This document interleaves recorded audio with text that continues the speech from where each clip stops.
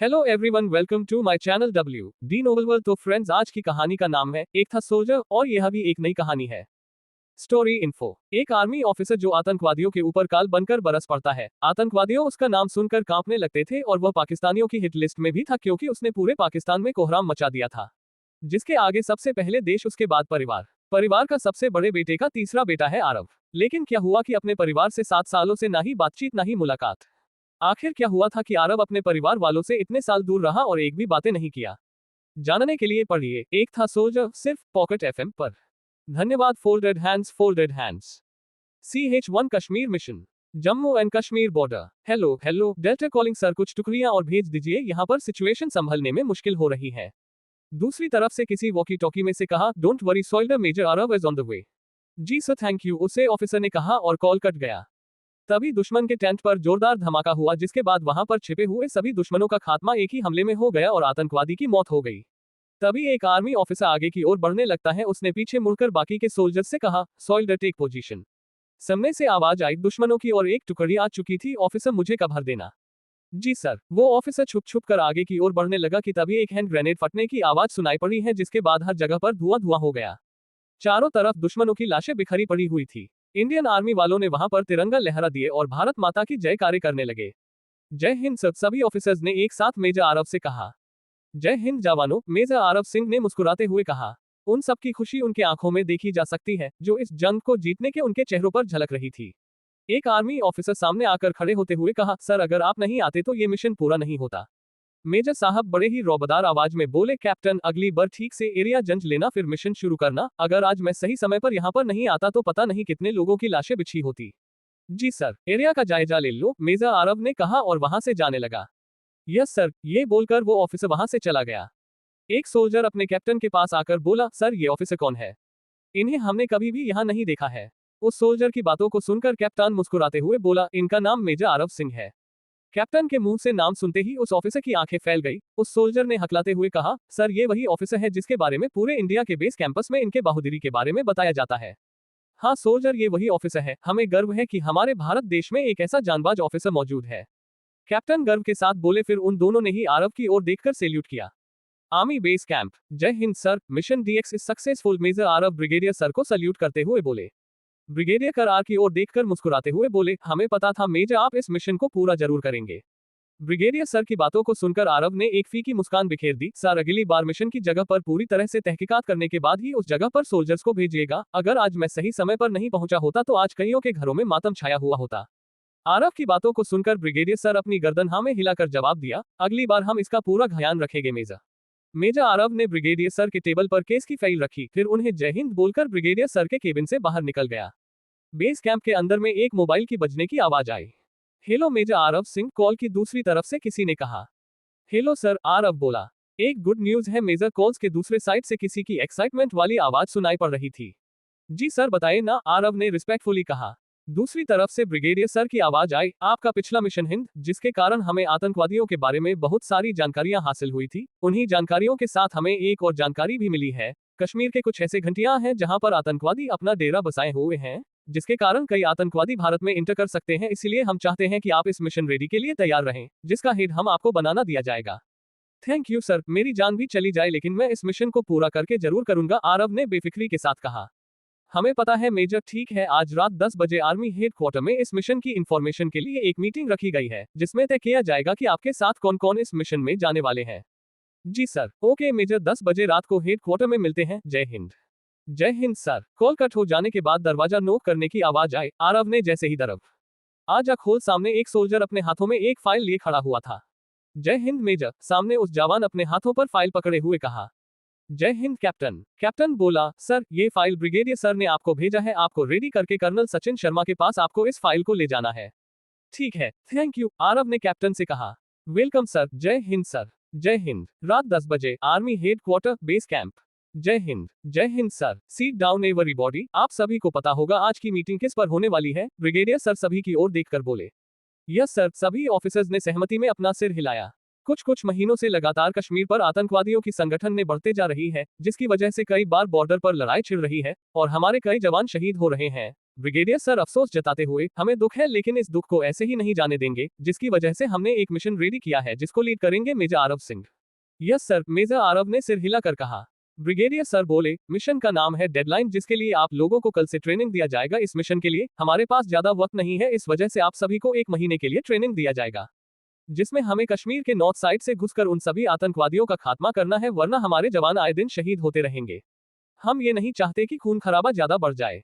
हमें मेजर आरव सिंह का शुक्रगुजार मानना चाहिए, क्योंकि पिछले मिशन हिंद के दौरान हमें जो सबूत मिला है उसके वजह से हमें इस मिशन को आगे बढ़ा सकते हैं। उद्धरण चिन्ह। वहां पर मौजूद सभी ऑफिसर ने आरव के लिए एक बार जोरदार तालियां बजाई। हमें मेजर आरव सिंह पर पूरा भरोसा है कि हर मिशन की तरह वे इस मिशन को भी पूरी तरह से निभाएंगे। ब्रिगेडियर सर ने आरव की ओर देखते हुए बोले। आरव खड़े होकर बोला, बस सर, मैं आप लोगों को निराश होने नहीं दूंगा। इस मिशन को मैं अब पसंद तरह से लूंगा और आतंकवादियों को उनकी असली औकात दिखाकर भारत वापस आऊंगा, या फिर उसी कश्मीर की उन्हीं घंटियों पर हमेशा के लिए दफन हो जाऊंगा। मेजर आरव सिंह की बातों को सुनकर ब्रिगेडियर सर बोले, हमें आप पर पूरा भरोसा है मेजर, आप जरूर वापस लौटेंगे। फिर उन्होंने वहां पर मौजूद सभी ऑफिसर्स की ओर देखकर कहा, कल से आप लोगों की ट्रेनिंग शुरू की जाएगी, मिशन के लिए सभी लोग तैयार रहेंगे। यस सर, सभी ने जोर से कहा। कुछ देर बाद आरव के कमरे के बाहर एक लड़का खुशी के साथ गाना गाते हुए आरव के कमरे की ओर आ रहा था। मैं तो रास्ते पर जा रहा था और भेलपुरी खा रहा था, तुम्हें मिर्ची लगी तो मैं क्या करूं। ये गाना सुनकर आरव पीछे मुड़कर देखकर बोला, अब किस खुशी में गा रहे हो तुम। ये सुनकर करण बोला, अरे खुश क्यों ना हूं, खुशी की ही तो बात है। करण की एक्साइटमेंट को देखकर आरव बोला, अरे अब बता भी दो, क्या बात है, इतना छुपा क्यों रहे हो। तभी करण उसकी तरफ एक पेपर आगे बढ़ाकर एक्साइटमेंट में कहा, भाई देखो, तुम्हें इस बार अशोक चक्र से सम्मानित किया जाने वाला है। ये बोलकर वो खुशी से उछलने लगा। मैं तो बहुत ही खुश हूँ भाई, क्योंकि इस सम्मान को बहुत ही कम लोगों के लिए ही नसीब होता है और तुम्हारा नसीब है इसे हासिल करने की। लेकिन आरव के चेहरे पर उतनी खुशी नहीं हुई। ये देखकर करण बोला, भाई हर सैनिक का सपना होता है इस चक्र को पाने के लिए, तुमने इस चक्र के लिए 7 साल बिता दिए हो आर्मी में। ये सुनकर आरव बोला, खुशी तो तब होती जब मेरे परिवार वाले भी इस सम्मान समारोह में शामिल होकर मुझे पुरस्कार मिलते हुए मेरे साथ में रहते हैं, लेकिन मेरे परिवार वालों को मुझसे ठीक से बात ही नहीं करते जब से मैंने इंडियन आर्मी ज्वाइन किया है। ये सुनकर करण बोला, अच्छा मेरे भाई, एक बात कहना चाहता हूँ, बुरा मत मानना, आखिर तुम्हारे परिवार वाले तुमसे नाराज क्यों है और बातें क्यों नहीं करते। तुम्हें अब तक 18 से भी ज्यादा मेडल मिल चुका है, लेकिन आज तक तुम्हारे परिवार वालों को किसी भी आर्मी ऑफिसर नहीं देखा है। ये सुनकर आरव बोला, बहुत लंबी कहानी है मेरे भाई, फुर्सत मिले तो मैं तुम्हें जरूर बताऊंगा। ये सुनकर करण बोला, नहीं भाई, आज तो मैं जानकर ही रहूंगा कि आखिर में इतने बहादुर army officer major Aarav Singh की परिवार वाले उनसे नाराज क्यों है, जो पूरे देश का गर्व कर देने वाला सैनिक है, जिसने आतंकवादियों को उनकी औकात दिखा दी कि अगर कोई भारत देश पर अपनी नजर उठाकर भी देखेगा तो उसकी नजर को झुकाने के लिए मेजर आरव सिंह ओबरॉय तट पर खड़ा है। ठीक है, तुम जानना चाहते हो ना, चलो आज मैं तुम्हें बता ही देता हूँ कि मेरे परिवार वाले मुझसे नाराज क्यों रहते हैं और मुझसे बातें क्यों नहीं करते। आरव करण को अपने सामने बैठे हुए बोला, आखिर क्या कारण थी इतने बहादुर ऑफिसर के परिवार वाले मेजर आरव से नाराज क्यों थे। आगे जानने के लिए पढ़ते रहिए पॉकेट नोवेल एक था सोल्जर। CH2 flashback. मेरे जन्म के बाद मुझे किसी चीज की कमी होने नहीं दिया। मेरे पापा ने मुझसे बहुत प्यार करते थे। मैं कोई भी ऐसी गलत चीज नहीं करता जिससे मेरे पापा को अपना सर नीचे झुका ना पड़े। मैं वो बच्चा था जो अपने मुंह पर सोने का चम्मच लेकर पैदा हुआ था, लेकिन मुझे रईस वाली जिंदगी जीने में कोई मजा नहीं आता। मैं अगर कपड़े भी खरीदने जाता तो पापा मुझे ब्रांडेड वाले ही कपड़े ला देते थे, लेकिन मुझे उन कपड़ों से कोई मतलब नहीं होता था। मैं उसे अपने बड़े भाइयों को दे देता था। मैं हमेशा लो क्वालिटी का ही कपड़ा पहनता था क्योंकि मुझे वह कंफर्टेबल महसूस होता था, लेकिन मेरे पापा चाहते थे कि मैं रईस वाला जिंदगी जीऊं। मैं हमेशा लग्जरी गाड़ी में बैठकर स्कूल जाता था अपने भाइयों के साथ। मैं खेलकूद में हमेशा आगे था। एक दिन मुझे बुखार हो गया था तो मेरे पापा को परेशान हो गए थे। मैंने सारी रात बिता दी मेरे पास बैठकर। मैं खुश था कि मुझे इतना अच्छा परिवार मिला है, लेकिन मुझे आम आदमी की तरह जीना अच्छा लगता था। मेरे भाइयों के दोस्त अमीर घरों के बच्चों के साथ रहते थे और मैं मिडिल क्लास वाले लोगों के साथ, क्योंकि वह लोग अपना दिखावा नहीं करते। जब मेरे दोनों बड़े भाई 12वीं पास कर कॉलेज चले गए और मैं स्कूल में ही था, तब किसी ने मेरे छोटे भाई पर हाथ उठाया था। मुझे याद है वो दिन। मेरे भाई हमेशा लड़ाई झगड़ों से दूर रहता था। पता नहीं उस दिन क्या हो गया, कुछ स्टूडेंट्स मेरे भाई को मार रहे थे। मेरे दोस्त ने बताया कि तुम्हारे भाई को कोई मार रहा है। या सुनकर मैं दौड़कर वहां पर गया तो देखा कुछ जूनियर और सीनियर ने मिलकर मेरे छोटे भाई को पीट रहे हैं। पता नहीं मुझे क्या हुआ, मैंने जाकर उन सभी को बहुत मार दिया, जिसकी वजह से उन सभी स्टूडेंट्स को हॉस्पिटल में एडमिट करा दिया गया। जब ये बात मेरे पापा को चली तो उन्होंने पहली बार मुझ पर हाथ उठाया था। उस रात को मैं सो नहीं पाया था कि मेरे पापा ने मुझ पर क्यों हाथ उठाया। मैंने तो कुछ गलत भी नहीं किया था। मैं अपने पापा को सफाई देता रहा, लेकिन उन्होंने कुछ नहीं सुना।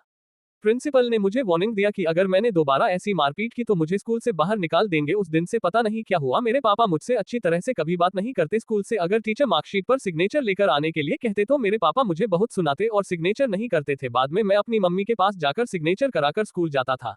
आस्ते आस्ते मेरी और मेरे पापा का दूरियां बढ़ती गई और ये दूरियां इतनी बढ़ गई कि मैं अपनी पापा से बात करने के लिए हमेशा उत्तीर्ण रहता है, लेकिन मेरे पापा मुझसे कुछ बात नहीं करती। अगर मैं कुछ बात करने भी जाता तो मुझे गुस्से से बात करके मुझे अपने कमरे से बाहर निकाल देते। मैंने 12वीं पास कर कॉलेज जाना शुरू किया, लेकिन कॉलेज का पहला दिन में ही कुछ सीनियर्स ने मेरा रैगिंग किया, जिसके वजह से मैंने सीनियर से झगड़ा मोल लिया, जिसका फल ये हुआ कि मुझे बहुत चोट लगी। मैं हॉस्पिटल में था, लेकिन मेरे पापा मुझसे मिलने नहीं आए। एक बात भी मैं जानना चाहता था कि आखिर क्या हुआ जो मेरे पापा मुझसे मिलते नहीं थे, मुझसे बात नहीं करते, हमेशा मुझे डांटते रहते हैं। धीरे धीरे मैं अपने भाइयों से भी दूर रहता गया। परी खुशी थी कि मैं अपने चाचू के साथ हमेशा खुश रहता हूँ, वह मुझे घुमाने के लिए बाहर भी ले जाते। एक दिन की बात है, जब मैं अपने चाचू के साथ घूमकर घर आया तो अपने मम्मी पापा के कमरे से गुजर रहा था। माँ बोली, हम आरव को क्यों लेकर नहीं जा रहे हैं? यह सुनकर पिताजी बोले, ताकि वह हर जगह जाकर झगड़ा करे, मेरे नाम दो बाय। मैंने उसे ऐसा कभी नहीं सोचा था कि वह ऐसा बिगड़ जाएगा, आवारागर्दी करेगा। मुझे उसका नाम सुनने पर ही गुस्सा आ जाता है, पता नहीं हमने उसे पैदा ही क्यों किया।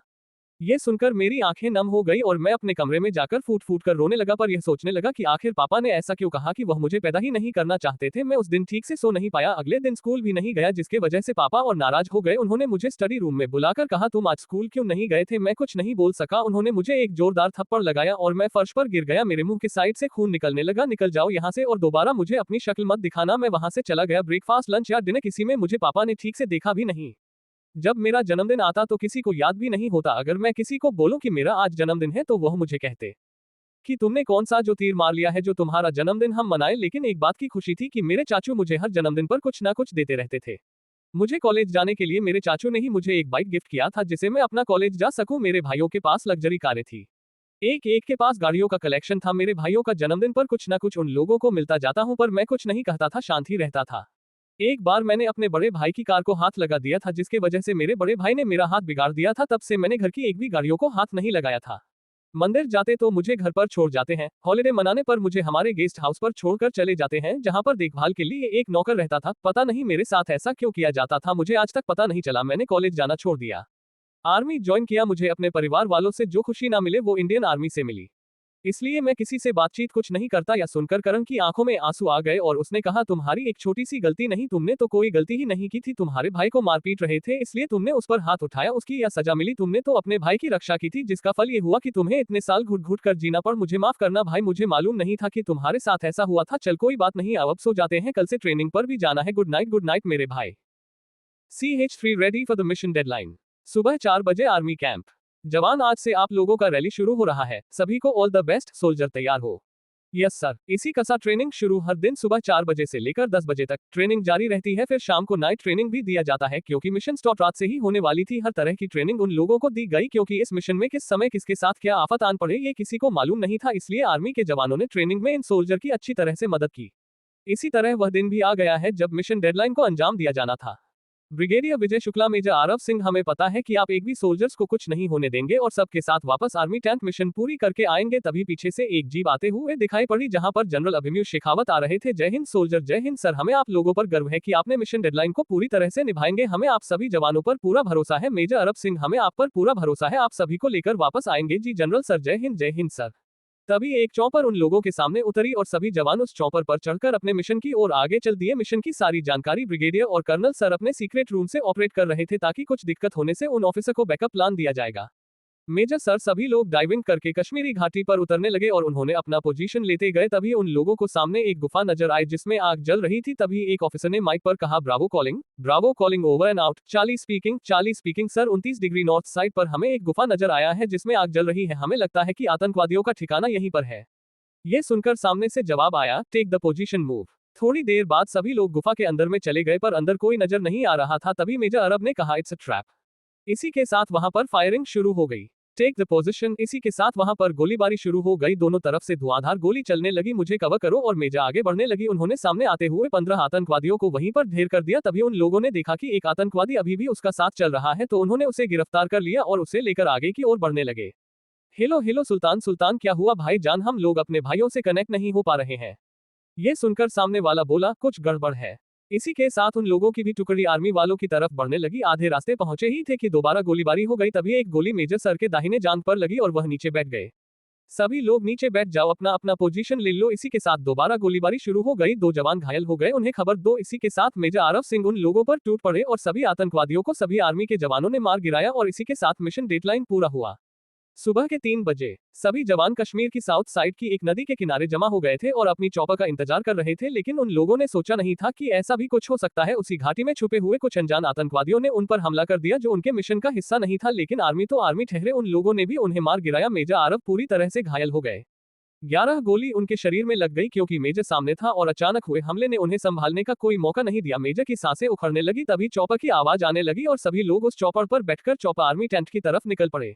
एक तरफ खुशी भी थी तो एक तरफ गम भी, क्योंकि उनके एक बेहतरीन आर्मी ऑफिसर मेजर अरब सिंह बहुत ही घायल हो चुके थे। उनकी सांसें उखड़ने लगी थी, उन्हें तुरंत इलाज की जरूरत थी, लेकिन उस समय इतना पर्याप्त दवाएं वहां मौजूद नहीं थी जो मेजर को बचा सके। इसलिए जैसे ही वह लोग आर्मी टेंट पहुंचे, मेजर अरब सिंह को तुरंत ही ऑपरेशन के लिए ले जाया गया। सभी ऑफिसर वहां मौजूद थे और मेजर के सही सलामत होने का दुआ मांग रहे थे।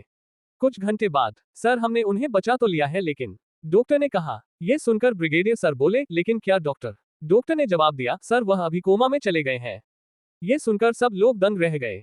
डॉक्टर ने कहा, वह ठीक तो है, हमने उनकी सारी गोलियां निकाल दी है, लेकिन एक गोली छोटी इला के पास लगने के कारण से वह कोमा में चले गए हैं। अगर 24 घंटे के अंदर में उन्हें होश नहीं आया, हम कुछ नहीं कह सकते।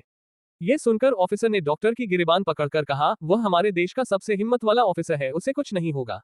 उद्धरण चिन्ह। डॉक्टर ने कहा, पूरी तरह से कोशिश कर रहे हैं कि उन्हें जल्द से जल्द होश आ जाए। उद्धरण चिन्ह। ये सुनकर ब्रिगेडियर बोले, उसे होश आना ही होगा।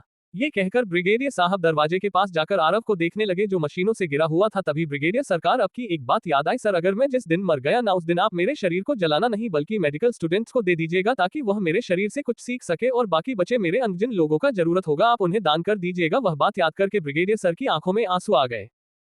CH4 major Aarav Singh is on duty. Army headquarter में ब्रिगेडियर सर ने पूछा, आखिर क्या हुआ था उस समय? उद्धरण चिन्ह। कैप्टन सर, हम लोग सभी कश्मीर के एक नदी के किनारे जमा हुए थे, हम अपनी चॉपर का इंतजार कर रहे थे। मेजर सर हमारे सामने थे, वो हमें मिशन पूरी होने की बधाई दे रहे थे। तभी एक गोली उनकी छाती चीरकर सामने आ गई और कुछ गोलियां उनकी पीठ पर लग गई। ये देखकर सभी जवान उन पर टूट पड़े। हमने अपना लोकेशन जांच किया था, जिस कारण हम उस जगह पर अपना मिशन कंप्लीट होने पर जमा होने का डिसीजन लिया था। हमें पता नहीं था अचानक उस जगह हमला हो गया। मेजर साहब का पीठ दूसरी तरफ और उनका सर हमारे तरफ था, इस वजह से उन कायरों ने उन पर पीछे से हमला किया, लेकिन मेजर साहब फिर भी डटे रहे और उन्होंने उन सभी आतंकवादियों पर टूट पड़े, जिनका फलस्वरूप यह हुआ कि वे सभी आतंकवादी मारे गए और हमें सफलतापूर्वक आर्मी कैंप लाया गया। जब ये खबर जनरल सर को पता चली तो वे तुरंत आर्मी हॉस्पिटल आ पहुंचे। डॉक्टर साहब आते हुए बोले, जय हिंद सर, मेजर की हाल है? जनरल साहब ने पूछा। अभी हम कुछ नहीं कह सकते, हमने तो उनकी सारी गोलियां निकालती है, लेकिन वह कोमा में चले गए हैं। अगर 24 घंटे के अंदर में वह कोमा से बाहर नहीं आए तो हम कुछ नहीं बता सकते कि वह कब कोमा से बाहर निकलेंगे। ऐसी सिचुएशन में कई लोग सालों बाद कोमा से बाहर आते हैं। इस ऑफिसर के साथ भी ऐसा हो सकता है, क्योंकि हमें उनके शरीर से 11 गोलियां निकाली है। एक गोली उनके दिल के करीब लगने के कारण ये कोमा में चले गए हैं, वरना वह भी सिर्फ बेहोश ही रहे होते। ये सुनकर जनरल सर बोले, 24 घंटे इन पर नजर रखो, कोई भी घटना घटती है इस पर तो हमें तुरंत खबर मिली चाहिए। जी सर। इसी के साथ जनरल सर वहां से चले गए। ब्रिगेडियर सर और कर्नल सर एक दूसरे से बातें कर रहे थे, तभी उनके दरवाजे पर नोक हुआ। जनरल सर आगे आए। दोनों ने उठकर उन्हें सैल्यूट दिया और कहा, सर आप यहाँ इस वक्त? मैं हॉस्पिटल से आ रहा हूँ मेजर को देखकर। अभी वो किस हाल में है? जनरल सर बोले। ब्रिगेडियर सर बोले, सर हमने जिस कारण से इस मिशन को पूरा करने के लिए जो शहादत दिया है वो खाली नहीं गया, क्योंकि हमने जिस कारण से इस मिशन डेडलाइन को करने के लिए जिन भी ऑफिसर को भेजे थे वो खाली नहीं गया, और आज कोई भी आतंकवादी भारत के अंदर घुस नहीं पाएगा। ये शहादत दिया है हमारे शूरवीर ऑफिसर मेजर आलोक सिंह ने, हमें उन पर नाज है। पता चला कि मेजर का हाल ऐसे कैसे हुआ? जी सर, हमें पता चला कि उन बुजदिल ने आरव पर पीछे से हमला किया था, जिस वजह से और अब खुद को संभाल नहीं पाया, लेकिन उसने सभी आतंकवादियों पर डटकर मुकाबला किया और उन्हें मार गिराया। 21 दिन बाद रात 10 बजे मेजर आरव के कमरे से कुछ टूटने की आवाज आई, तो वहां पर तैनात ऑफिसर ने जब अंदर जाकर देखा तो फूलों का गुलदस्ता टूटकर नीचे फर्श पर पड़ा हुआ था। ये देखकर उन्हें राहत आई और उन लोगों ने तुरंत डॉक्टर साहब को वहां पर बुला लिया। डॉक्टर ने आरव को चेक कर मुस्कुराते हुए कहा, बड़ी लंबी उम्र होगी तुम्हारी, यह कहकर वह उसे चेक करने लग गए। जब ये खबर जनरल ब्रिगेडियर और कर्नल साहब को लगी, वह लोग तुरंत ही आर्मी हॉस्पिटल आ पहुंचे, जहां पर उन्होंने डॉक्टर से कहा, क्या बात है डॉक्टर, आपने हमें इतना जल्दी क्यों बुलाया है? उद्धरण चिन्ह। डॉक्टर ने कहा, खुशखबरी है, मेजर आरव को होश आ गया है, अब उसे कुछ नहीं हो सकता। ये सुनकर सब लोग मुस्कुराने लगे और उन लोगों ने डॉक्टर से कहा, क्या हम अब उससे मिल सकते हैं? उद्धरण चिन्ह। डॉक्टर ने कहा, अभी वह दवाइयों की वजह से बेहोश में है, आप लोग 1 घंटे बाद मिल सकते हैं। ये सुनकर सभी वहां पर रखे बेंच पर बैठ गए और आरव के होश में आने का इंतजार करने लगे। जब आरव की आंखें खुली तो उसने देखा कि छत पर सीलिंग फैन लटका हुआ है और उसके हाथ में ड्रिप लगी हुई है, उसे चलन पानी चढ़ाया गया है, वह हॉस्पिटल के कपड़े में है। ये देखकर उसे समझ में आ गया कि वह अभी आर्मी हॉस्पिटल में है। तभी डॉक्टर अंदर आए और उन्होंने उससे कहा, क्यों जवान, क्या हाल है? आरव ने हल्की आवाज में कहा, बढ़िया हूँ डॉक्टर। तभी पीछे से जनरल ब्रिगेडियर कर्नल और कैप्टन करण रॉय आते हुए दिखाई दिए। उन्होंने उनसे कहा, नया जीवन मुबारक हो। ये सुनकर आरव मुस्कुराने लगा और उन्होंने उनसे कहा, थैंक यू सर, मैं हॉस्पिटल में कब से हूँ। ये सुनकर कर्नल सर बोले, तुम उसकी चिंता क्यों करते हो पायलट, तुम ठीक हो जाओ, उसके बाद तुम्हें सब कुछ कैप्टन बता देंगे। ये सुनकर आरव ने करण की ओर देखकर बोले, कैसे हो मेरे भाई, मेरी याद आती थी कि नहीं कि मुझे भूल गए थे।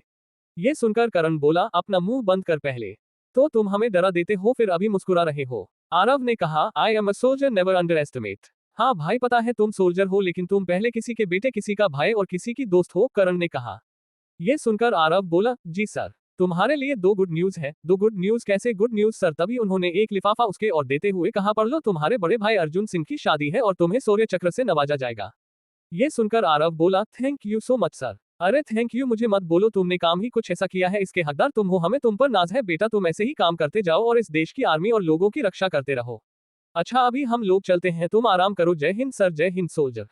भाई क्या सोच रहे हो, मुझे शौर्य चक्र मिल रहा है, इसकी खुशी तो है, लेकिन सबसे ज्यादा खुशी इस बात को लेकर है कि मैं 7 सालों बाद अपने परिवार वालों से मिलने जा रहा हूँ। करण बोला, मुझे यकीन है इस बार तुम्हारे पापा तुमसे जरूर बात करेंगे। अच्छा ये बताओ, मैं हॉस्पिटल में कब से हूँ। ये सुनकर करण बोला, गोली लगने के बाद तुम बेहोश हो गए थे, जब हम तुम्हें हॉस्पिटल लेकर आए तो तुम्हें तुरंत ऑपरेशन थिएटर ले जाया गया। 4 घंटे बाद जब डॉक्टर बाहर आए तो उन्होंने बताया कि तुम कोमा में चले गए हो। अगर 24 घंटे के अंदर तुम्हें होश नहीं आया तो तुम्हें कब हो जाएगा ये किसी को कुछ पता नहीं था।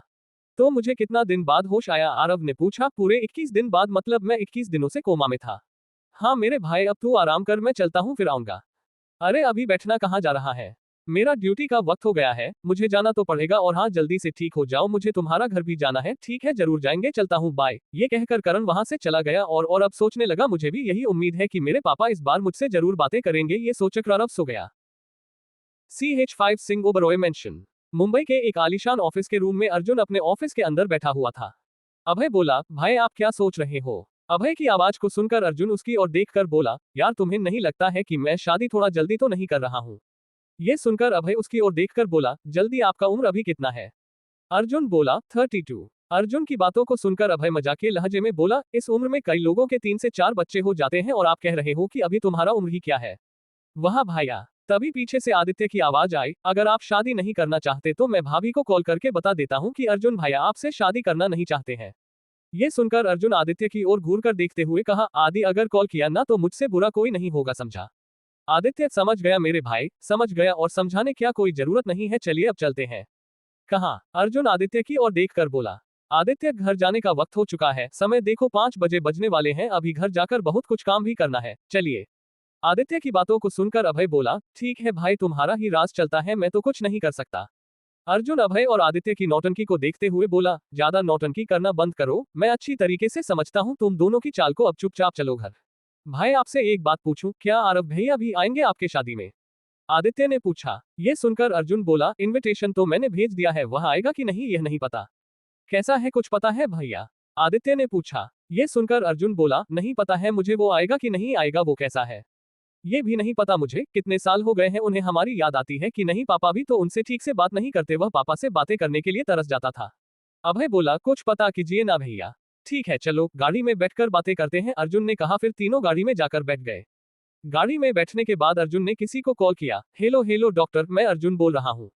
उद्धरण चिन्ह। डॉक्टर बोला, अरे अर्जुन क्या बात है, मेरे भाई का क्या हाल है। अर्जुन बोला, डॉक्टर तुम्हारा भाई कौन, तुम्हारा भाई। मेरा भाई आरव सिंह ओबरॉय, अर्जुन ने कहा।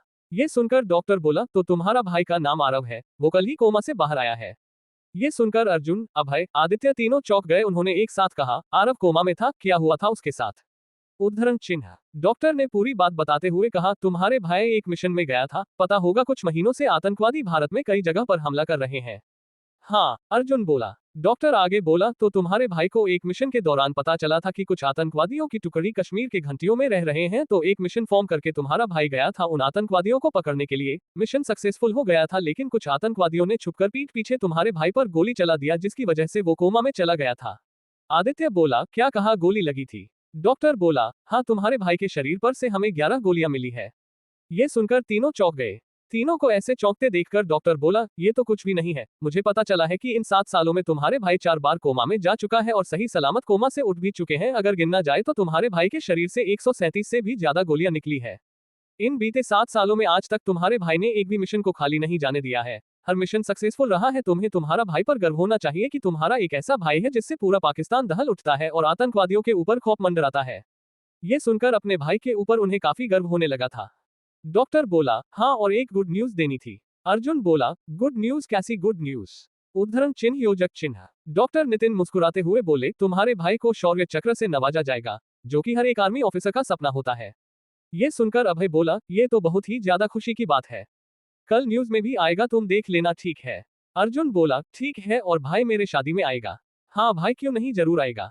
तुम मेरे भाई के साथ ही आना, ठीक है? रखता हूँ। ये बोलकर अर्जुन ने कॉल कट कर दिया। थोड़ी देर के लिए गाड़ी में सन्नाटा पसरा हुआ था। आदित्य बोला, 4 बार कोमा में चला गया, 137 गोलियां अभी तक उसके शरीर से निकाला गया है, इसका मतलब हमारा भाई कोई मामूली आर्मी वाला तो नहीं है। अभय बोला, लेकिन पापा उसने बात क्यों नहीं करते? ये तो पापा ही बताएंगे, अर्जुन ने कहा और अपना पीठ सीट में टिककर बैठ गया। वो देखो, हमारा दूल्हा आ गया। छोटी चाची नम्रता मुस्कुराते हुए बोली, आए दूल्हे राजा, क्या हाल है? क्या चाची आप भी? अभी मैं दूल्हा थोड़ी ना बना हूँ। अर्जुन मुस्कुराते हुए बोला, तो क्या हुआ, दूल्हा तो बने ही जा रहे हो ना? ये सुनकर सभी लोग हंसने लगे। अर्जुन आनंद जी के पास जाकर बोला, पापा आपसे एक बात करनी थी। एक लंबी सांसें लेकर, आप आरव से बात क्यों नहीं करते हैं? अर्जुन की बातों को सुनकर आनंद जी बेफिक्र होकर बोले, वो काम ही कुछ ऐसा करता है जिसके वजह से मैं उससे बातें करना छोड़ दिया था। अर्जुन बोला, कैसा काम? आनंद जी अर्जुन की ओर देखकर, तुमने देखा नहीं था कि कैसे उसने आदित्य के स्कूल में झगड़ा किया था? ये सुनकर आदित्य उनके सामने आकर खड़े होकर बोला, पापा उस दिन आरव भैया ने झगड़ा नहीं किया था, उन लोगों ने मुझे घेर कर मार रहे थे, तभी आरव भैया आए और मुझे उन लोगों से बचाया। ये सुनकर अर्जुन बोला, अब बताओ पापा, इसमें आरव की क्या गलती है? क्या उसने अपने भाई की जान बचाकर गलती की थी या फिर उसे वहीं पर मार खाते हुए छोड़ देना चाहिए था? आनंद जी उन लोगों की तरफ देखकर बोले, आज क्या बात है, तुम दोनों इतने सालों बाद उसका जिक्र क्यों कर रहे हो? क्या बात है? आदित्य घबराते हुए बोला, दरअसल पापा बात यह है कि वो अटक अटक कर बोल रहा था, तभी पीछे से आवाज आई, जो भी बोलना है ठीक से बोलो, आखिर बात क्या है बेटा? शालिनी जी की आवाज आई। अपनी पत्नी की आवाज को सुनकर आनंद जी बोले, हमें तो पता ही नहीं कि इस वक्त आरव अब कहाँ है। मैंने अपनी पूरी रिसोर्सेस लगा दी, फिर भी उसका कोई पता नहीं चला। अर्जुन गहरी सांस लेकर बोला, पापा वो इंडियन आर्मी में है। ये सुनकर सब चौंक गए। शालिनी जी बोली, आरव ने आर्मी ज्वाइन कर लिया, लेकिन कब? उद्धरण चिन्ह। अर्जुन बोला, जब वो 21 वर्ष का था तभी उसने इंडियन आर्मी ज्वाइन कर लिया था। शालिनी जी, ये बताओ अर्जुन, तुम्हें कैसे पता चला कि आरव इंडियन आर्मी में है? अर्जुन बोला, कल पता चल जाएगा आप लोगों को मम्मी, कल कुछ खास दिन है क्या? नहीं, मुझे आज ही जानना है, शालिनी जी बोली। दरअसल माँ, मेरा एक दोस्त इंडियन आर्मी हॉस्पिटल में सर्जन है, जिसने मुझे बताया कि मेरा भाई पिछले 7 सालों से इंडियन आर्मी है। CH-6 आरव का बिता हुआ कल। अर्जुन बोला, माँ वो पिछले 21 दिनों से कोमा में था। ये सुनकर सब चौंक गए और शालिनी जी धड़ाम से नीचे गिर गई। ये देखकर सभी लोग घबरा गए और उनकी ओर दौड़ और पड़े। माँ, क्या हुआ आपको? ठीक है ना? डॉक्टर को बुलाओ, अर्जुन चिल्लाया। कुछ देर बाद डॉक्टर आए और उन्होंने शालिनी जी को चेक करके कहा, आपने इन्हें कुछ ऐसी बातें बताई थी जिससे इन्हें ठेस पहुंच सकती थी? अर्जुन ने कहा, जी डॉक्टर, मैंने अभी अपने खोए हुए भाई के बारे में बताया, शायद इसी की वजह से इन्हें शौक लगा है। तभी कमरे से शालिनी जी की घबराई हुई आवाज आई, आरव आरव। शालिनी जी की आवाज को सुनकर सभी लोग अंदर चले गए। उन्होंने देखा कि शालिनी जी बेड से उठने की कोशिश कर रहे हैं और तड़प रही हैं। ये देखकर सभी लोग घबरा गए। अर्जुन दौड़कर अपने माँ के पास गया और उसे संभालने लगा। डॉक्टर ने उन्हें नींद की इंजेक्शन दे दी और कहा, इन्हें भारी सदमे का शिकार होना पड़ा है, आप लोग इनका अच्छी तरह से ख्याल रखिए। मैं ये दवाई लिख दे रहा हूँ, आप इन्हें टाइम टू टाइम खिला दीजिएगा। फिर उन्होंने अर्जुन की ओर देखकर कहा, वैसे ये आरव कौन है? आनंद जी बोले, आरव मेरा तीसरा बेटा है, जो काफी सालों पहले घर छोड़कर चला गया था। डॉक्टर को पता नहीं था कि उनके परिवार में क्या प्रॉब्लम चल रही थी, फिर भी उन्होंने शालिनी जी की हालत को देखते हुए कहा, आप उन्हें बुला लीजिए, वरना आपकी पत्नी का ठीक होना नामुमकिन लग रहा है। मुझे लगता है काफी सालों से इन्होंने अपने आप को इस दर्द से छुपा कर रखा था, लेकिन अब ये दर्द बाहर आ रही है, इस वजह से उनकी तबीयत और भी ज्यादा खराब हो रही है। डॉक्टर की बातों को सुनकर आनंद जी बोले, मेरा बेटा इस वक्त आर्मी में है, तो आप आर्मी भाई से बात कीजिए, क्या पता उसके आ जाने से आपकी तबीयत में सुधार होने लगे। तभी अर्जुन ने कहा, डॉक्टर वो कल ही कोमा से बाहर आया है, हम उन्हें कैसे बुला सकते हैं? आर्मी वाले उसके ऐसे हालात में छुट्टी कैसे देंगे? तो आप उन्हें यहाँ बुला लीजिए, आप उनका इलाज अपने हॉस्पिटल में करवाए हैं या फिर आपके घर में ही ट्रीटमेंट करवा सकते हैं, डॉक्टर सुझाव देते हुए बोले। अर्जुन बोला, उसे गोलियां लगी है जिस वजह से वो कोमा में था। अर्जुन की बातों सुनकर सभी लोग दंग रह गए। आनंद जी हैरानी से अर्जुन की ओर देखकर कहा, तुमने हमसे इतना बड़ा राज कैसे छुपाया? अर्जुन बोला, मुझे भी आज ही पता चला है पापा। अर्जुन की बातों को सुनकर आनंद जी उसकी और शक भरी नजरों से देखकर बोले, तुम्हें कैसे पता चला कि आरव पिछले 21 दिनों से कोमा में था? अर्जुन को पता था अब उसकी पोल खोलने वाली है, इसलिए उसने अपने पापा से आधा झूठ और आधा सच बोलते हुए कहा, आर्मी में मेरा दोस्त इंडियन आर्मी के हॉस्पिटल कश्मीर में वहां का डॉक्टर है। उसने कुछ दिन पहले का फोटो अपने स्टेटस में डाला था तो गलती से मेरा गैलरी में सेव हो गया था तो मैंने देखा था, लेकिन मैंने अपने दोस्त को ये नहीं बताया कि वो मेरा छोटा भाई है। जब मेरा सगाई हुई तो मैं अपने दोस्त को अपनी सगाई पर बुलाने के लिए कॉल किया था 6 महीने पहले, तब उसने कहा था कि वो नहीं आ पाएगा क्योंकि एक ऑफिसर बुरी तरह से जख्मी है और वह अभी इस वक्त कोमा में है। तो मैंने कहा कि वह कौन है, तब उसने बताया था कि उसका नाम आरव सिंह है। मुझे सुनकर शौक लगा था, लेकिन मैंने कुछ नहीं कहा, मैंने सिर्फ उसका एक पिक्चर सेंड करने के लिए कहा था और उसने मुझे ये पिक्चर भेजा था। अर्जुन ने आरव की एक पिक्चर दिखाई जिसमें आरव मशीनों से घिरा हुआ था। ये सब देखकर हैरान हो गए और सबकी आंखें भर आए। छोटे चाचा देखकर फूट फूट कर रोने लगे। आनंद जी ने पूछा, और जो 21 दिन बाद उसे होश आया उसका क्या मतलब है? अभय पापा, वो एक मिशन पर गया था अपने साथियों को बचाने के लिए, उसने सारी गोली अपने ऊपर ले ली जिससे उसका हालत ऐसा है कि वो इस समय कोमा में चला गया था और कल ही वो होश में आया है।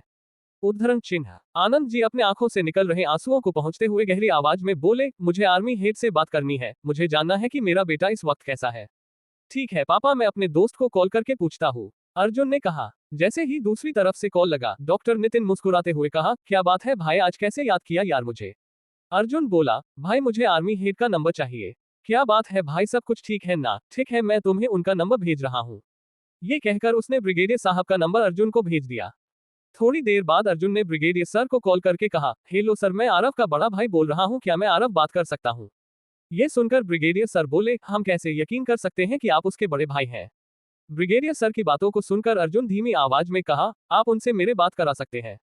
ठीक है। ये कहकर उन्होंने आरव के पास अपना कॉल फॉरवर्ड कर दिया। जब आरव के मोबाइल में रिंग होने लगी तो उसने उठाया। हेलो आरव। जी सर, तुमसे कोई बात करना चाहता है। उद्धरण चिन्ह। ये कहकर उन्होंने अर्जुन कहा, आप बात कर सकते हैं। हेलो आरव जी बोल रहा हूँ, आप कौन? एक जानी पहचानी आवाज को सुनकर आनंद जी ने गहरी सांस लेकर कहा, आनंद सिंह ओबरॉय। ये सुनकर आरव अपनी मोबाइल को देखकर कहा, पापा कैसे हैं आप? पता है आपकी आवाज सुनने के लिए मैंने कितने सालों गुजार दिए हैं। मैं तुम्हारी आवाज कैसे भूल सकता हूँ, वो आखिरी आवाज भी मुझे आज याद है बेटे, आनंद जी ने धीमे स्वर में कहा। ये सुनकर आरव बोला, अच्छा हूँ पापा, आप लोग कैसे हैं? बेटा तुम्हें इसी वक्त घर आना होगा, आनंद जी ने कहा। अपने पापा की नाम आवाज को सुनकर आरव परेशान होते हुए बोला, क्या बात है पापा, कुछ हुआ है क्या?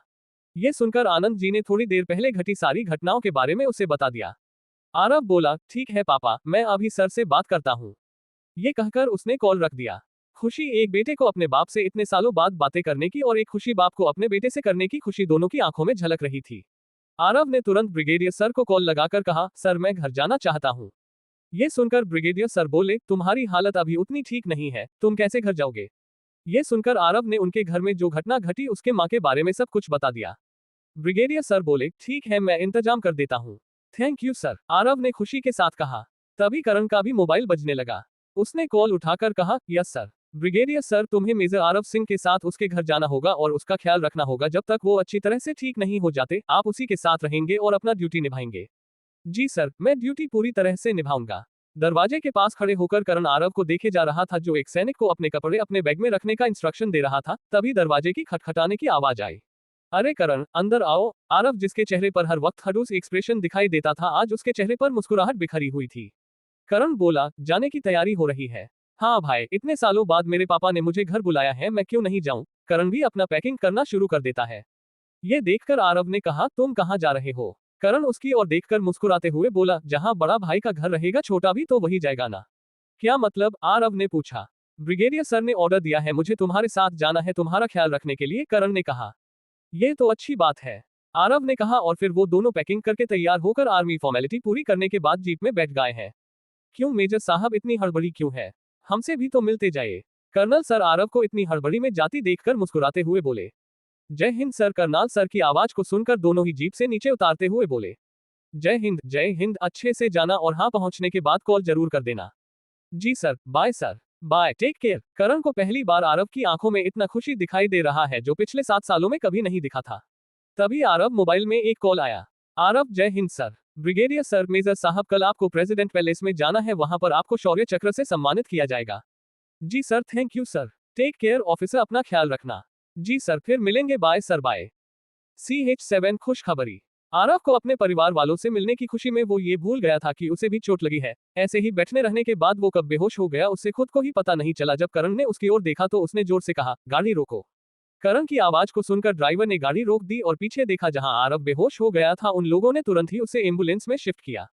डॉक्टर रेहान जो उनके साथ चल रहा था उसने उसे चेक करने के बाद कहा, चिंता करने की कोई बात नहीं है। घर जाने की खुशी में वो ये भी भूल गया कि उसे उसके शरीर में बहुत सारी गोलियां भी लगी है, जिसके कारण से उसका शरीर कमजोर हो गया है और दवाइयों की वजह से बेहोश हो गया है। हम अभी सीधे एयरपोर्ट की तरफ जा रहे हैं। हम आरव इमरजेंसी वार्ड में लेकर चले जाएंगे। मैं इसके परिवार वालों को कॉल करके यह बता देता हूँ कि सभी इक्विपमेंट्स तैयार रखें और एक डॉक्टर और नर्स की टीम भी। ये सुनकर करण बोला, ठीक है आप कॉल करिए, मैं आरव का ध्यान रखता हूँ। ठीक है कहकर डॉक्टर ने अर्जुन को कॉल किया। थोड़ी देर रिंग जाने के बाद रेहान बोला, अर्जुन तुम्हारे घर में कुछ मेडिकल इक्विपमेंट्स और डॉक्टर नर्स की एक टीम तैयार रखना। अर्जुन बोला, ठीक है मैं अभी के अभी इंतजाम करता हूँ। वैसे तुम लोग कहाँ पर पहुंचे? रेहान बोला, हम लोग कश्मीर एयरपोर्ट पर जा रहे हैं, वहां से सीधे मुंबई। ठीक है मैं एयरपोर्ट पर गाड़ियां भिजवा दूंगा तुम सभी को लाने के लिए। ये सुनकर रियान बोला, एक एम्बुलेंस भी भिजवा देना। रेहान की बातों को सुनकर अर्जुन घबराते हुए बोला, क्यों क्या हुआ? आरव ठीक तो है ना? रेहान बोला, तुम्हारे भाई की तबीयत इतनी अच्छी नहीं है जैसे कि तुम लोग सोच रहे हो। उसको बेस्ट मेडिकल ट्रीटमेंट की सख्त जरूरत है। तुम समझ रहे हो ना मैं क्या कहना चाहता हूँ? रेहान की बातों को सुनकर अर्जुन बोला, मैं इस शहर के सबसे बेस्ट डॉक्टर्स और नर्स की टीम का इंतजाम करता हूँ। बस मेरे भाई को कुछ नहीं होना चाहिए। ठीक है मैं पहुंचने पर कॉल करता हूँ। ये कहकर रेहान कॉल कट कर देता है। सिंह ओबरॉय मेंशन। अर्जुन अभय से कहा, डॉक्टर नैना को फोन करो और उसे तुरंत अपनी टीम लेकर यहाँ पर पहुंचने के लिए कहो। अर्जुन को इतनी हड़बड़ी में देखकर अभय ने पूछा, क्या बात है भैया, आप नैना को क्यों कॉल करने के लिए बोल रहे हैं इस समय? कुछ हुआ है क्या? अर्जुन बोला, तुम बस अभी उसे कॉल करके यहाँ पर बुलाओ, बाकी की बातें मैं तुम्हें बाद में समझा दूंगा। अभय ने भी तुरंत मोबाइल निकाला और डॉक्टर नैना को कॉल लगाया, जो कि सिटी हॉस्पिटल की एक स्पेशलिस्ट डॉक्टर थी। जैसे ही उसका कॉल कनेक्ट हुआ, दूसरी तरफ से एक लड़की की गुस्से से आवाज आई और उसने कहा, आज याद आई है मेरी, इतने दिनों से कहां पर थे? पता है मैंने तुम्हें कितने कॉल और मैसेजेस किए हैं, तुमने एक भी कॉल और मैसेज का रिप्लाई क्यों नहीं किया? पता नहीं मैंने किससे प्यार कर लिया है, बिजनेस के चक्कर में कहीं तुम मुझे भूल तो नहीं गए हो, ये फिर कहीं तुम्हें कोई और तो नहीं मिल गई है? अगर ऐसा है ना मिस्टर अभय, तो मैं तुम्हें जिंदा नहीं छोड़ूंगी। डॉक्टर नैना की आवाज को सुनकर अर्जुन अभय के हाथों से उसका फोन छीनकर, हेलो मैं अर्जुन बोल रहा हूँ। अचानक अभय की बदली हुई आवाज को सुनकर नैना बोली, वो तो तुम अभी आवाज बदलना भी सीख गए, अपने बड़े भाई की आवाज में बोल रहे हो। तभी उसे एक रूठी आवाज सुनाई पड़ी, मैं अर्जुन सिंह ओबरॉय बात कर रहा हूँ। अर्जुन के मुंह से उसका नाम सुनकर नैना चौंक गई और हकलाते हुए बोली, सर आप बोलिए। वो हकलाने लगी। अर्जुन बोला, तुम अपनी एक बेस्ट डॉक्टर और नर्से की टीम लेकर मेरे घर पर आओ अभी के अभी। ये कहकर उसने कॉल कट कर दिया। अर्जुन अभय की ओर घूरकर देखते हुए बोला, तो यह है मिस्टर नेहाल जिससे तुम हर वक्त बातें करते रहते हो? अपना चोरी पकड़ता देखकर अभय झेप गया और बोला, सॉरी भाई। वो उद्धरण चिन्ह, अभी के अभी आरव के कमरे में जाओ, वहां पर सब कुछ सामान आने वाला है, उसे सजाने में उनकी मदद करो। अर्जुन की बातों को सुनकर अभय ने बस ठीक है भाई कहकर वो वहां से भागकर चला गया। 1 घंटे के बाद शालिनी जी को होश आया। जब उनकी आंखें खुली तो उसके सामने इस वक्त डॉक्टर और नर्स खड़े थे। डॉक्टर बोली, अब आपको कैसा महसूस हो रहा है? डॉक्टर की बातों को सुनकर शालिनी जी बोली, मैं ठीक हूं पर मेरा बेटा कहाँ है? शालिनी जी को उठना देखकर डॉक्टर उन्हें वापस से लिटाते हुए बोली, आपका बेटा नीचे खड़ा है। ये सुनकर वो चौंक कर बैठ सा ए उठ पड़ी, क्या मेरा बेटा आरव आ चुका है और मैं यहाँ पर सोई हुई हूँ? ये सुनकर नर्स उन्हें रोकते हुए बोली, आपका बेटे को आने में थोड़ा सा वक्त है, आप उसकी चिंता मत करिए मैडम। नर्स की बातों को सुनकर शालिनी जी उनकी ओर देखते हुए नाम आवाज में बोली, मैं कैसे चिंता ना करूं, मैं एक मां हूं और अपने बेटे के दर्द को कैसे नहीं समझ पाई, पता नहीं वह मेरे बारे में क्या सोचता होगा, मुझे उसे अभी देखना है। बस तभी दरवाजे के पास से आनंद जी बोले, तुम उसकी चिंता मत करो शालिनी, वो अभी फ्लाइट पर है, 2 बजे तक वो घर आ जाएगा। शालिनी जी, तो मैं अब तक यहाँ पर क्या कर रही हूँ? मैं उसे एयरपोर्ट लेने जाऊंगी। ये कहने के बाद जैसे ही वो उठने लगी, उसका सिर घूमने लगा। आनंद जी ने संभाला और कहा, तुम फिक्र मत करो, वो आ रहा है। आनंद जी की बातों को सुनकर शालिनी जी अपने बहते हुए आंसुओं को पूछते हुए बोली, फिक्र कैसे ना करूं, मैंने उसे पिछले 7 सालों से नहीं देखा है और अब जाकर पता चला है कि उसकी हालत कैसी है। वो हमारा बेटा है, उसे कुछ नहीं होगा। ये कहकर आनंद जी ने शालिनी को गले से लगा लिया। डॉक्टर की एक मेडिकल टीम आ चुकी थी और उन्होंने अपना मेडिकल इक्विपमेंट्स भी सेट कर लिया था। तभी नैना की नजर अभय पर पड़ी और उसने उसके पास जाकर कहा, क्या बात है, आज घर पर इतना जमघट क्यों लगा है? और ये सब किसके लिए है? कौन इतना बीमार हो गया है कि उसे इतनी सारी इक्विपमेंट की जरूरत पड़ रही है? अभय गहरी सांस छोड़कर बोला, मेरा छोटा भाई आ रहा है, उसी के लिए ये सब किया जा रहा है। अभय की बातों को सुनकर नैना कंफ्यूज हो गई। उसने इधर उधर देखकर कहा, आदित्य तो घर पर ही है। अभय उसकी ओर देखकर बोला, हमारा एक और भाई है नैना, लेकिन कुछ कारणों की वजह से वो घर छोड़कर चला गया था। अभय की बातों को सुनकर नैना शॉक हो गई, क्योंकि उसे जितना पता था आनंद सिंह ओबरॉय का 3 ही बेटे हैं, लेकिन अब ये चौथा कहां से आ गया था? उसने अभय से पूछा, लेकिन उसके आने पर इतना तैयारी क्यों किया गया है, इतने सारे मेडिकल इक्विपमेंट क्यों लाया गया है? तुम थोड़ी देर रुको, तुम्हें सब कुछ पता चल जाएगा, अभय ने कहा। सब बातें कर रहे थे कि शालिनी जी और आनंद जी अपने कमरे से बाहर आ रहे थे। चारों तरफ नजरें दौड़ने के बाद शालिनी जी अर्जुन की ओर देखकर बोली, बेटा आरव कब तक आएगा? बस थोड़ी देर में, अर्जुन बोला। तभी उसकी मोबाइल पर एक नोटिफिकेशन आया, ये देखकर वो चौंक गया और बोला, माँ पापा एक गुड न्यूज है, कल आरव को उसकी बहादुर के लिए शौर्य चक्र से सम्मानित किया जाएगा। ये सुनकर सबकी आंखों में खुशी छलक आई। तभी बाहर गाड़ियों की रुकने की आवाज आई, जिसे सुनकर सभी लोग बाहर चले आए तो उन लोगों ने देखा कि एम्बुलेंस से किसी को उतार कर लाया जा रहा था। डॉक्टर की सभी टीमें उनकी तरफ बढ़ने लगे। शालिनी जी अपने बेटे की इस हालत को देखकर फूट फूट कर रोने लगे और उसकी तरफ दौड़कर चली गई। ये देखकर कि अपनी बेटे का हाल किस तरह हो गया है, ये देख वो वहीं पर बेहोश हो गई। CH8 माँ की ममता और बाप का प्यार। ये देखकर कि शालिनी जी दोबारा बेहोश हो गई, उन्हें उनके कमरे में ले जाया गया। जब उन्हें होश आया तो वो दोबारा भागती हुई अपने बेटे के कमरे में गई, जहां पर आरव लेटा हुआ था। उसकी आंखों से आंसू आने लगे, वो उसके पास जाने लगी। ये देखकर डॉक्टर बोला, मैडम आप कुछ देर के लिए बाहर चली जाइए। डॉक्टर की बातों को सुनकर वो उन्हें घूर कर देखने लगी और बोली, ये मेरा बेटा है, मैं इसे क्यों नहीं देख सकती? ये सुनकर डॉक्टर बोली, हम आपके भावनाओं को समझ सकते हैं, लेकिन इस वक्त आपका बेटे की तबीयत खराब हो रहा है, आपको समझना होगा मैडम। शालिनी जी बोली, मेरे बेटे को कुछ नहीं होगा। ये बोलकर शालिनी जी रोने लगी। मैडम आप सिचुएशन को समझिए, अभी आप इनसे नहीं मिल सकती। डॉक्टर शालिनी जी को समझने की कोशिश करने लगी, लेकिन शालिनी जी कुछ समझने के लिए तैयार ही नहीं हो रही थी और अपने बेटे के पास जाने लगी। तभी पीछे से आनंद जी बोले, शालिनी अपने आप को संभालो। नहीं, मुझे अपने बेटे से बात करनी है।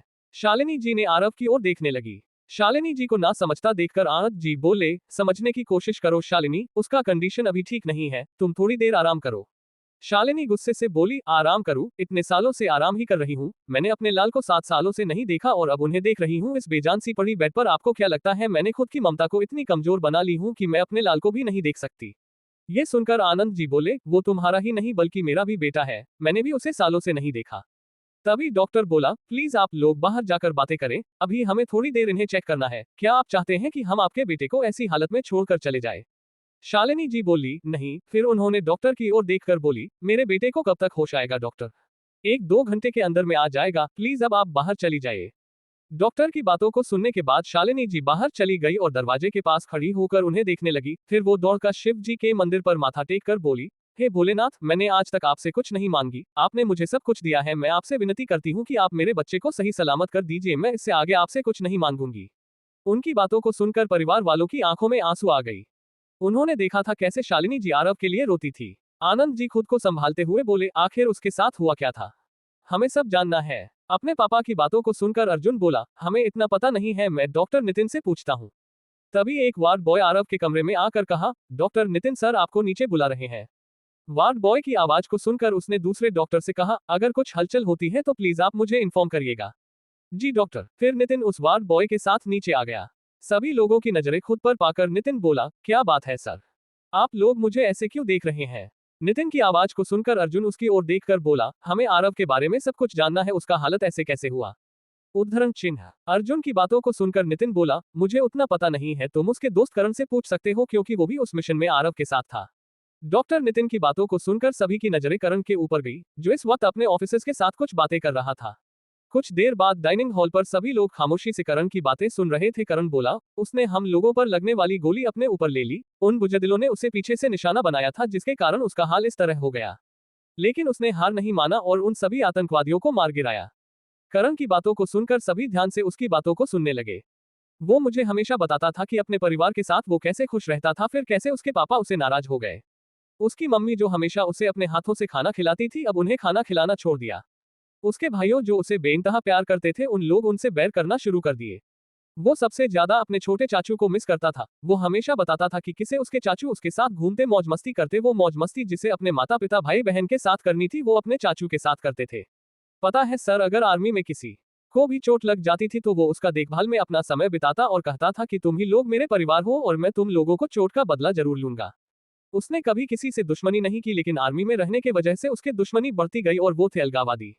आज के दौर पर पाकिस्तान के 1000 आर्मी और वो अकेला, लेकिन भी उस अकेली की जीत होती थी।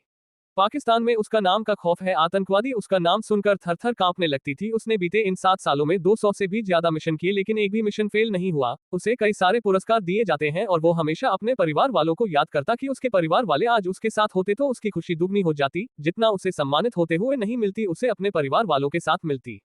ये सब बातों को सुनकर उन सभी की आंखों में आंसू आ गई। उसके छोटे चाचा बिलक बिलक कर रोने लगे और बोले, हमने तो उसे पराया कर दिया, लेकिन उसने हमें पराया नहीं अपना बना लिया। तभी डॉक्टर नितिन की मोबाइल बजने लगी। हेलो डॉक्टर नितिन, अब ऊपर आ जाइए, पेशेंट को होश आ गया है। सामने से एक डॉक्टर की आवाज आई। ये सुनकर उसके चेहरे पर मुस्कान आ गई और उन्होंने उन सब से कहा, चलिए आरव को होश आ गया है। डॉक्टर नितिन की बातों को सुनकर सबकी आंखें भर आए और वे सभी दौड़कर आरव की कमरे की ओर दौड़ पड़े। जब आरव को होश आया तो उसने देखा कि वो किसी और के कमरे में है। अगल बगल डॉक्टर और नर्स की भीड़ देखकर उसने कहा, मैं इस वक्त कहां पर हूँ? आरव की आवाज को सुनकर एक नर्स बोली, आप अभी अपने घर पर हैं। आप जब घर आ रहे थे तब आपकी हालत काफी गंभीर हो गया था, जिस वजह से हमें आपको ट्रीटमेंट देनी पड़ी। नर्स की बातों को सुनकर आरव इधर उधर देखने लगा। तभी बाहर से कई लोगों की कदमों की आवाज आने लगी। उसने देखा उसके माता पिता के साथ घर के सभी सदस्य उसे ही देख रहे थे। आरव उन सभी को मुस्कुराकर देखते हुए बोला, माँ। आरव के मुंह से माँ सुनकर शालिनी जी रो पड़ी और उसने उसे जाकर गले से लगा लिया। मेरे बच्चे कैसे हो? और वो फूट फूट कर रोने लगी। आरव जो अपनी माँ का प्यार पाने के लिए इतने साल से तड़प रहा था, आज अपनी माँ को गले लगकर एक सुकून मिल रहा था। उसने बगल में देखा, उसके पापा अपने सिर झुकाकर खड़े हुए दिखाई दिया। उसने कहा, सिंह कभी सर नहीं झुकाते हैं।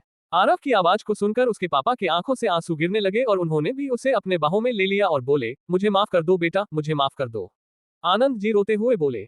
अपने पापा को रोता देखकर आरव बोला, आप क्यों माफी मांग रहे हैं पापा? आपको माफी मांगने की कोई जरूरत नहीं है। आप मेरे पिता हैं। आप मुझसे नाराज हो सकते हैं, मैं नहीं। अपने बेटे की बातों को सुनकर उन्होंने उसे और टाइट से गले लगा लिया। आरव बोला, पापा थोड़ा आस्ते, अभी मेरा चोट ठीक नहीं हुआ है। ये सुनकर आनंद जी बोले, सॉरी बेटा सॉरी, मैं भावनाओं में बह गया था। कोई बात नहीं है पापा। तभी आरव की नजरें अपने भाइयों पर पड़ी। उसने उन्हें आगे आने को कहा। जैसे ही उनके भाइयों ने उसे देखा, वो सभी भी उसे गले लगा लिए और रोने लगे। कहाँ चले गए थे भाई? हमने आपको बहुत मिस किया। आदित्य बोला। अर्जुन बोला, हमारी एक बार भी याद नहीं आई। एक पल में भाई और एक पल में पराया कर दिया। हमने तुम्हें बहुत याद किया भाई। अभय अपने आंसुओं को पोंछते हुए बोला। तभी आदित्य आरव के गले लगे हुए बोला, मैंने इन सब से आपको बहुत ही ज्यादा याद किया। आदित्य की बातों को सुनकर सभी के चेहरे पर हंसी आ गई। सभी लोग खुश थे कि आरव अब ठीक हो जाएगा। तभी आरव की आंखें झपकने लगी। ये देखकर सभी ने डॉक्टर की ओर नजर दौड़ाई। डॉक्टर बोले, चिंता करने की कोई बात नहीं है, उसे दवाइयों का नशा है और उस शरीर से काफी खून बह चुका है, इसलिए इसे कमजोरी महसूस हो रही है। डॉक्टर की बातों को सुनकर सभी ने राहत की सांस ली। उनकी खुशी तो इस बात से थी कि आरव अब उनके साथ हमेशा रहने वाला है। CH9 भाइयों का प्यार। कपूर मेंशन में सभी लोग खाना खाने के लिए बैठे हुए थे। तभी न्यूज पर एक खबर आई कि कल मेजर आरव सिंह ओबरॉय को उसकी बहादुरी के लिए शौर्य चक्र से नवाजा जाएगा। ये न्यूज देखकर अधिराज कपूर बोले, सिंह ओबरॉय, ये तो आनंद सिंह ओबरॉय के खानदान से मालूम पड़ता है, लेकिन हमें जितना पता है उका तो 3 ही बैठे हैं, तो ये चौथा बेटा कहां से आ गया? अपने पापा की बातों को सुनकर संजय बोला, क्या ये कैसे हो सकता है कि उनके 4 बेटे हैं? अगर हैं भी तो उन लोगों ने हमसे छुपाया क्यों?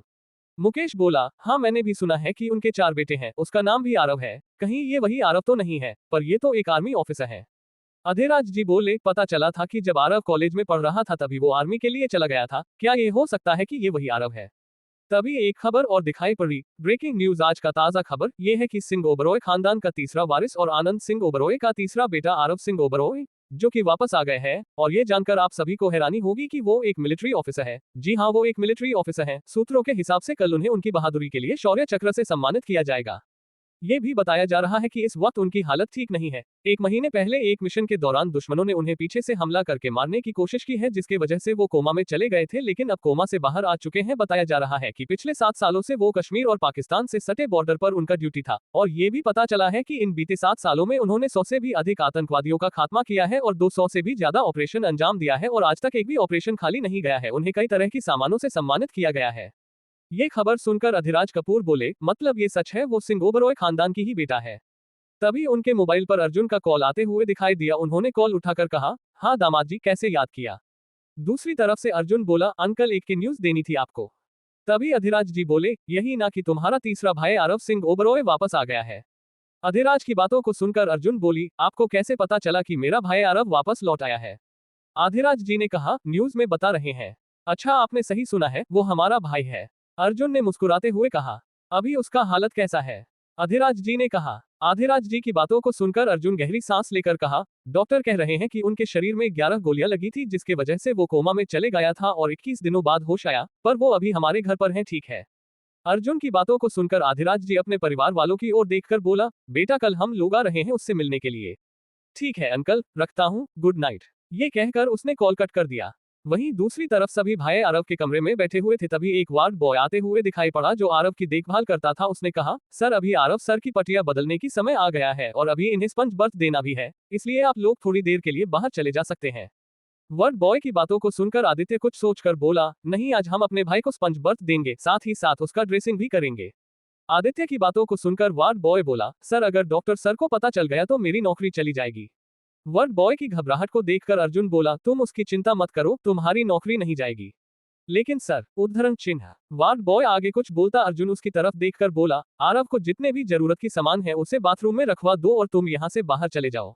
अर्जुन की बातों को सुनकर वार्ड बॉय आगे कुछ नहीं बोल सका और कमरे में जाकर उसने जरूरी सामान लेकर बाथरूम पर रख दिया। अर्जुन बोला, चलो भाई आज हम लोग तुम्हें स्पंज बर्थ देंगे। आरव बोला, सच में? हाँ भाई, आज तुम्हें हम सभी स्पंज बर्थ देंगे। नहीं भाई नहीं, हम लोग को भूल मत जाना। तभी पीछे से आवाज आई जहां पर राहुल, साहिल, अरुण, अतुल खड़े हुए थे। अरुण के पीछे अनु और अर्पिता खड़ी हुई दिखाई पड़ी। तो क्या तुम लोग भी मुझे स्पंज बर्थ दोगे? आरव ने मजाकिया लहजे में कहा। ये सुनकर लड़कियां बोली, नहीं भाई हम आपको स्पा जब अर्थ नहीं देंगे, बल्कि हम सब आपका मेकअप करने के लिए यहाँ पर आए हुए हैं। ये सुनकर आरव बोला, ठीक है फिर चलो। उद्धरण चिन्ह। आरव की बातों को सुनकर सभी लड़के आरव को लेकर बाथरूम के अंदर में चले गए। सबसे पहले उन लोगों ने आरव को एक कुर्सी पर बैठाकर उसका सारा पट्टी खोल दिया। घाव अभी पूरी तरीके से सूख चुका था, बस कुछ चोटें अभी तक पूरी तरह से नहीं ठीक हुआ था। जब उन लोगों ने आरव के शरीर में इतनी सारी काले धब्बे देखे तो आदित्य बोल पड़ा, भाई आपके शरीर में पहले इतने धब्बे नहीं थे तो इतने सारे छोटे छोटे धब्बे कहाँ से आ गए? आदित्य की बातों को सुनकर आरव मुस्कुराकर बोला, पहले नहीं थे पर अब है। अभय बोला, क्या मतलब?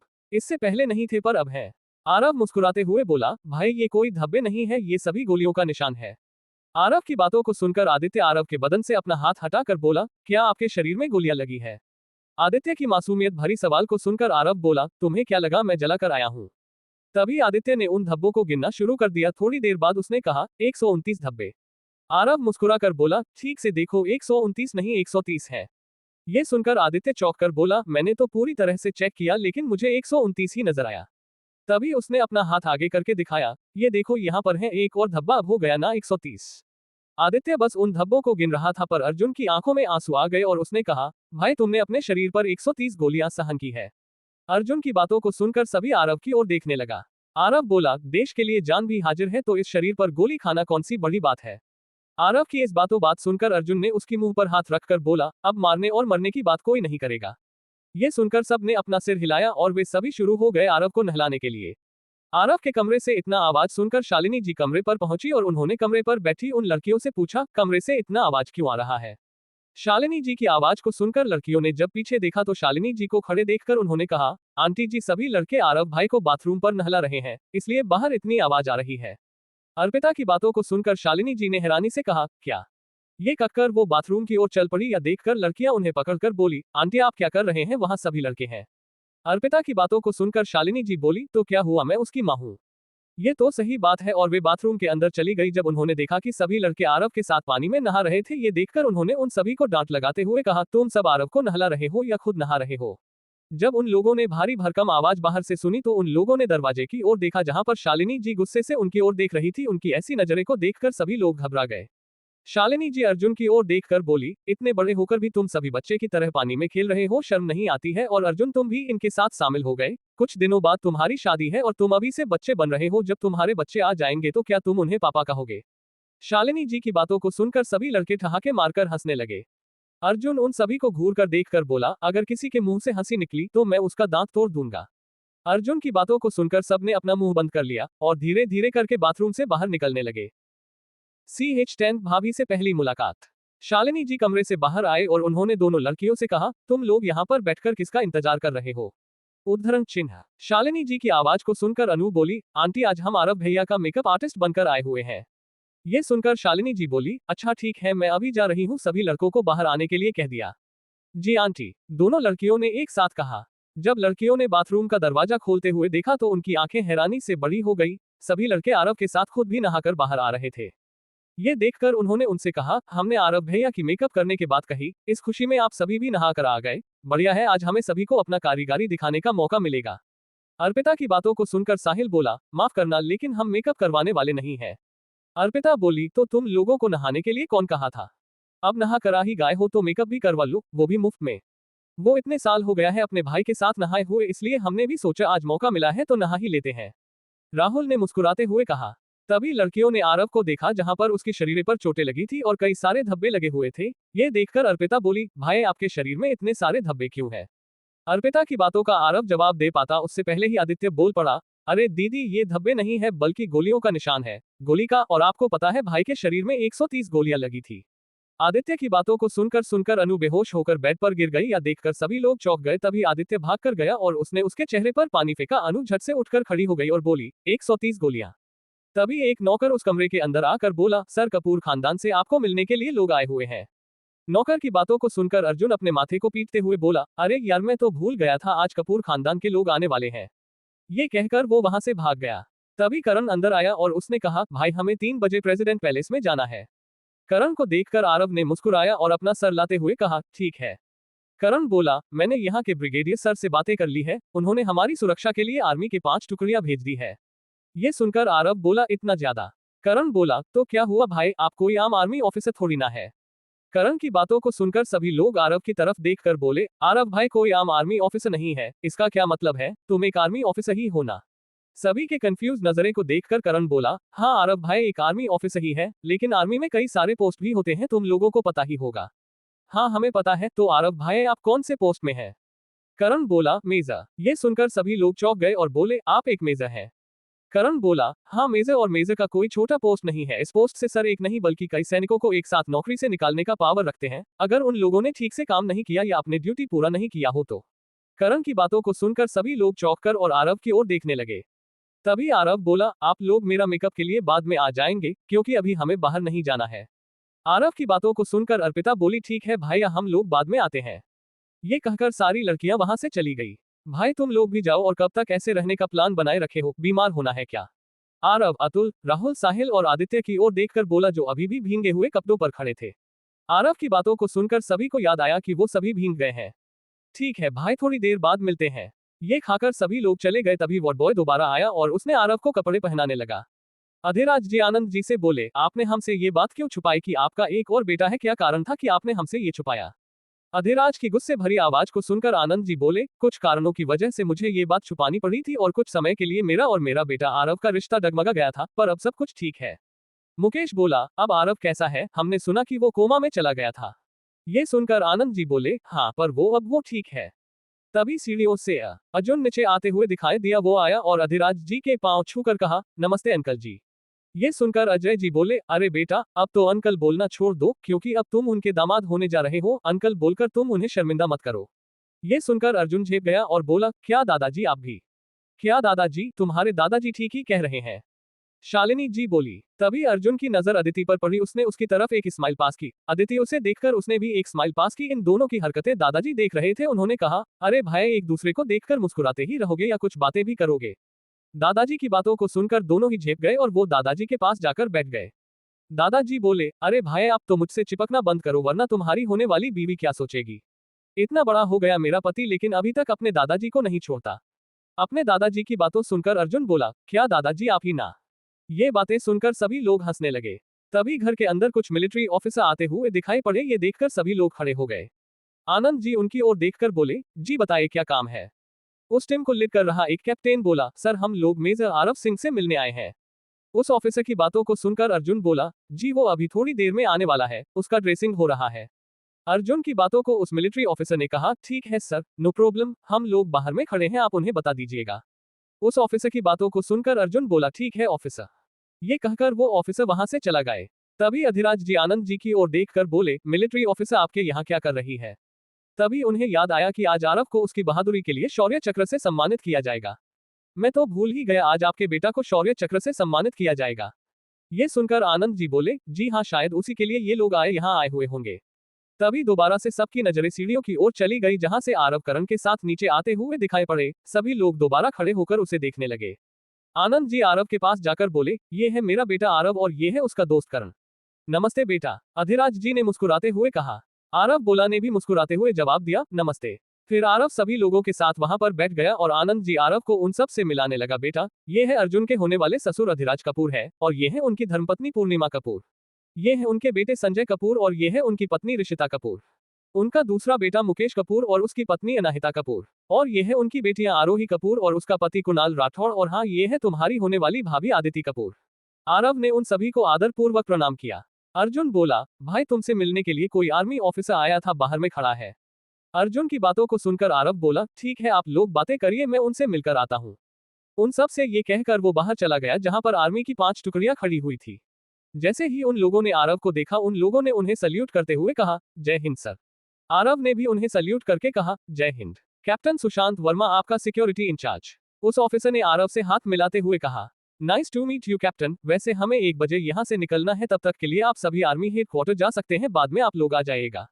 आरव की बातों को सुनकर कैप्टन सुशांत वर्मा बोला, उसकी कोई जरूरत नहीं है सर, हम आपका यहीं पर इंतजार कर सकते हैं। आरव बोला, तुम मेरा फिक्र मत करो, यहाँ पर सिक्योरिटी बहुत ही टाइट है, कोई भी यहाँ नहीं आ सकता। कैप्टन को पता था कि उनसे भी high security alert Singh Oberoi mention के अंदर है। उसने मुस्कुराते हुए आरव से कहा, ठीक है सर, मैं कुछ ऑफिसर्स को यहीं पर छोड़ देता हूँ और बाकी बाद हम वापस चलते हैं। ठीक है सर, हम बाद में आकर मिलते हैं। ठीक है। जय हिंद सर, जय हिंद। ये कहकर वो बाकी के ऑफिसर्स वहां से चले गए, वहीं आरव भी अंदर की ओर चला गया। आगे जानने के लिए पढ़ते रहिए पॉकेट नोवेल एक था सोल्जर। आज के लिए बस इतना ही। अगर आप इस कहानी के बारे में और अधिक जानकारी चाहते हैं तो पढ़ते रहिए कहानी एक था सोल्जर।